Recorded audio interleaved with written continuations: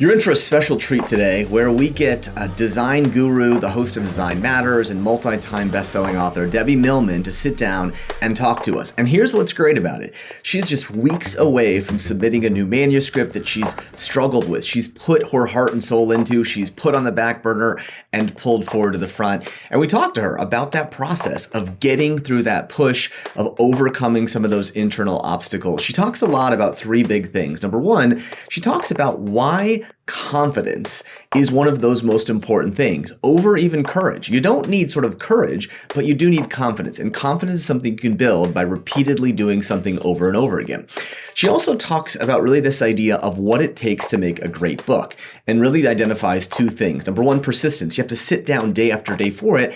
And number two, you have to know why you're sitting down day after day to finish that one. And lastly, we talk about getting out of slumps. What happens when you find yourself in that period? And she has a great bit of advice for finding yourself in a slump and shocking yourself out of it. Debbie Millman, amazing conversation. I think you enjoy it. So when you go after what you want and you get it, you can have organic happiness. When you go after what you want and you don't get it, you can have synthetic happiness. But when you don't go after what you want and you just are paralyzed by it. So if you get what you want, you don't get what you want and you create something else, you find happiness through that. But when you don't go after what you want, you're left in a state of regret. So really the only way to be unhappy is to not go after something. You go after it and you're successful, yay. You go after it, you're unsuccessful, you regroup and figure something else out. You're not going to die of heartbreak is basically what I'm trying to say. We metabolize our emotions very quickly. The only one that's very difficult and if not impossible to metabolize is regret and not doing something because there's no alternative.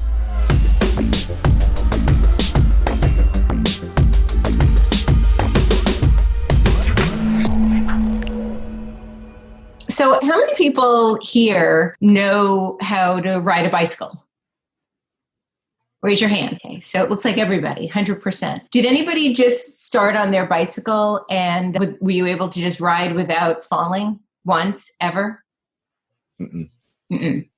So if we can't ride a bicycle without falling, why do we think we could do anything without falling? It's really quite unrealistic to think that we could do anything great the first time we try it. But now that you all know how to ride a bicycle and probably have for several years, when you get on your bicycle, do you feel nervous about falling?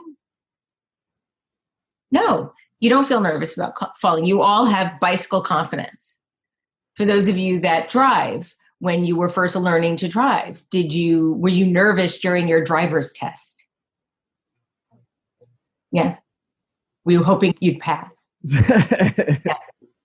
So now how many times when you get into your car are you nervous before you turn on the ignition?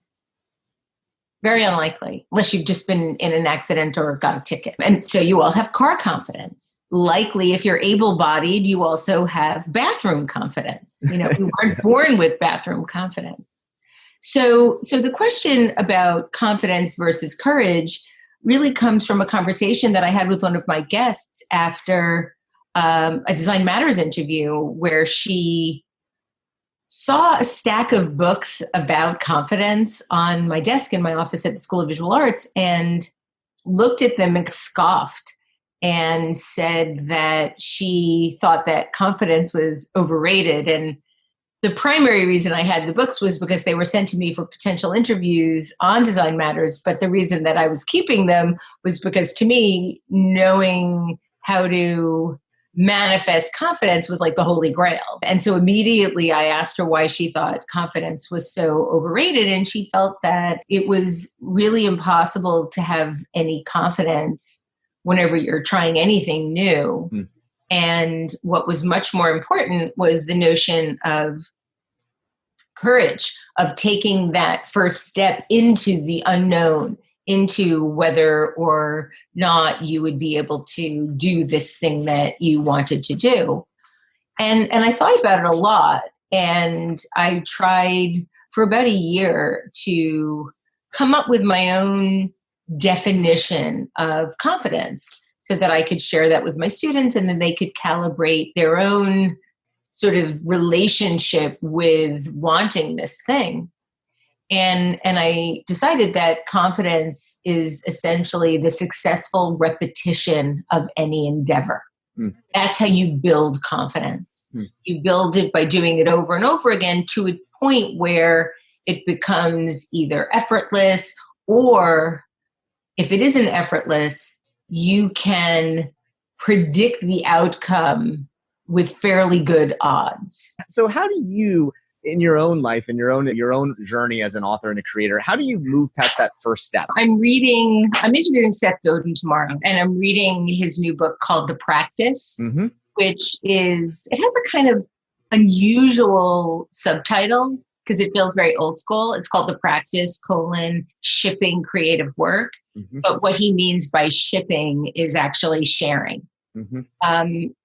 And I would really recommend that you read it. You can get it on Kindle for $12, but it really is all about this.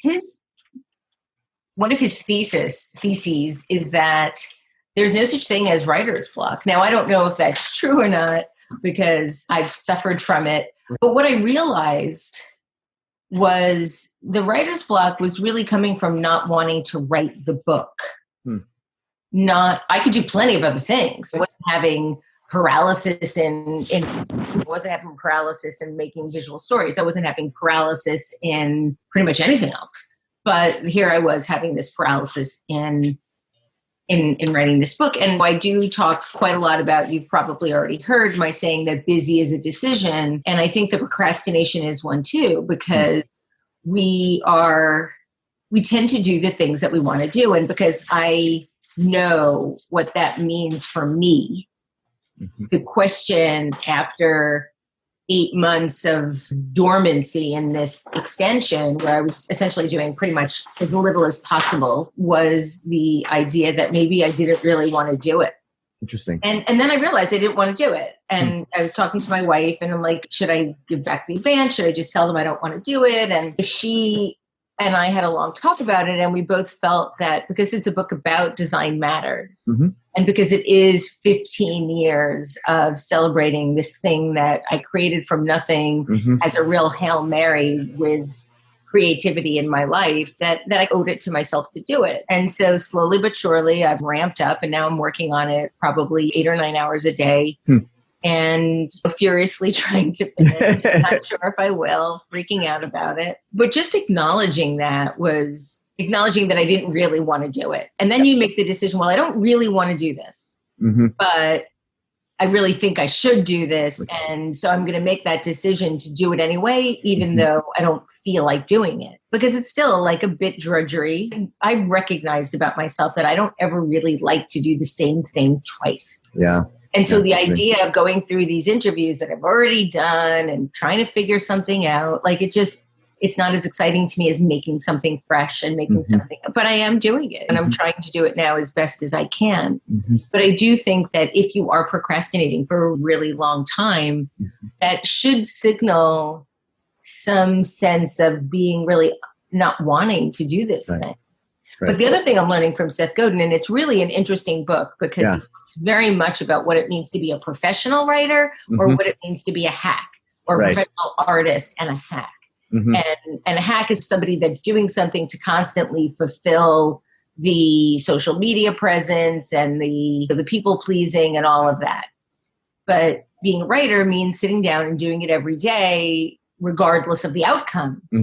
And so that's also something that I think is really important to think about. Why are you writing this? Are you writing this to try to write a bestseller? Are you writing this to speak your truth? Are you writing this to get back at an ex? Are you writing this to compete with others? What is the sense of creativity? Where is that coming from? And again, a lot of this is Seth. I'm not really doing it justice, but it's really turned my head upside down a lot about the lies I tell myself about why I'm not doing the things that I'm doing. How do you encourage people to get out of slumps, and how do you pick what can get you out of slumps and those sorts of things, where people have it, whatever, whether it's in a project or in just your general creative life? Try to do something that you've never done before. How many times do we really do that now? Yeah. How many times do we actually try to do something that we have zero experience in? Mm-hmm. And that was the podcast. I had no experience. I hung around my radio station at college just to meet boys. And how good that went. So I think that with Design Matters, I had zero expectation. Right. That's Zero cool. expectation. That's great. And at the time, I had gone through all of that the previous rejection and failure, and then suddenly found my stride as a branding consultant, a brand designer, and was really intoxicated by that success because it was the first time I'd ever experienced it. Mm-hmm. And I was like, wow, this is amazing. And I'm really good at something. So I just want to do this thing that I'm good at all the time. I don't want to do anything else. I just want to do this thing that I'm good at. So I gave up all the sort of side ancillary projects, the painting, the drawing, the writing, all of that, just to do this thing because I was getting this sort of constant reassurance and feedback that I was worthy and I was successful and I was making money and I was doing all these things that I had never done before, never dreamed were possible. But they were all commercial.